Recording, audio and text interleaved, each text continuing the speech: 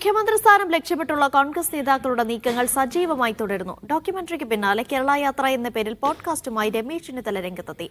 നിയുക്ത മുഖ്യമന്ത്രി എന്ന് വിശേഷിപ്പിച്ച മലപ്പുറത്ത് വി ഡി സതീഷിനായി ഫ്ലെക്സ് ബോർഡ് ഉയർന്നു. സമരരംഗങ്ങളിൽ സജീവമായവർ മുഖ്യമന്ത്രിയാകട്ടെയെന്ന് അജയ് തറയിൽ പ്രതികരിച്ചു. എന്നാൽ ചർച്ചകളിൽ താൽപര്യമില്ലെന്നായിരുന്നു കെ.സി. വേണുഗോപാലിന്റെ പ്രതികരണം. നമസ്കാരം, ഞാൻ രമേശ് ചെന്നിത്തല.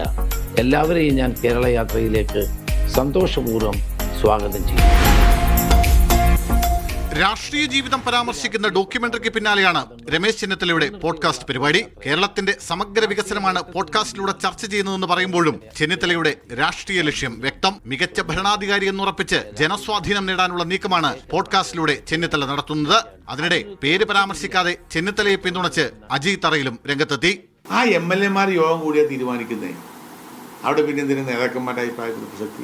സമരത്തിൽ പങ്കെടുക്കാത്ത ആരാണ്, പങ്കെടുത്തവരാരാണ് എന്നതിനെ കുറിച്ചൊക്കെ പച്ചവെള്ളം പോലെ വ്യക്തമല്ലേ. അപ്പൊ അതിനെക്കുറിച്ചൊന്നും പറയേണ്ട കാര്യമില്ല. മുഖ്യമന്ത്രി ചർച്ചകളിൽ താല്പര്യമില്ലെന്നും ചർച്ച ചെയ്യുന്നവർ ചെയ്യട്ടെ എന്നും പ്രതികരിച്ച കെ.സി. വേണുഗോപാൽ പക്ഷേ മുഖ്യമന്ത്രിയാകാനില്ലെന്ന് പരസ്യമായി പറയാൻ തയ്യാറായില്ല. മുഖ്യമന്ത്രി ചർച്ച നടത്തുന്നവർ നടത്തട്ടെ, എനിക്കതിനകത്ത് യാതൊരു താല്പര്യമില്ല.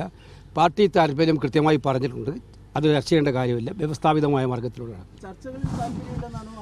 അല്ല, അതിപ്പം എങ്ങനെ വേണമെങ്കിലും വ്യാഖ്യാനിക്കൂ. അതിനിടെ മലപ്പുറം കാലടി പാറപ്പുറത്ത് നിയുക്ത മുഖ്യമന്ത്രി വി ഡി സതീശന് അഭിവാദ്യങ്ങൾ എന്ന പേരിൽ ഫ്ലക്സ് ബോർഡ് പ്രത്യക്ഷപ്പെട്ടു. മുഖ്യമന്ത്രി കസേര ലക്ഷ്യമിട്ടുള്ള മുതിർന്ന നേതാക്കളുടെ പോരിൽ കോൺഗ്രസിലെ ഒരു വിഭാഗം നേതാക്കൾക്കും ലീഗ് അടക്കമുള്ള ഘടകകക്ഷികൾക്കും അതൃപ്തിയുണ്ട്. ജനങ്ങളുടെ വികാരങ്ങളൊക്കെ കണക്കിലെടുത്തുകൊണ്ടായിരിക്കുമല്ലോ കോൺഗ്രസ് തീരുമാനം എടുക്കുക. കേരളം പ്രതീക്ഷിക്കുന്ന ഒരു ഉചിതമായ തീരുമാനം കോൺഗ്രസ് ഹൈക്കമാൻഡിൽ നിന്ന് ഉണ്ടാവും എന്ന് തന്നെയാണ് മുസ്ലിം ലീഗ് വിശ്വസിക്കുന്നത്.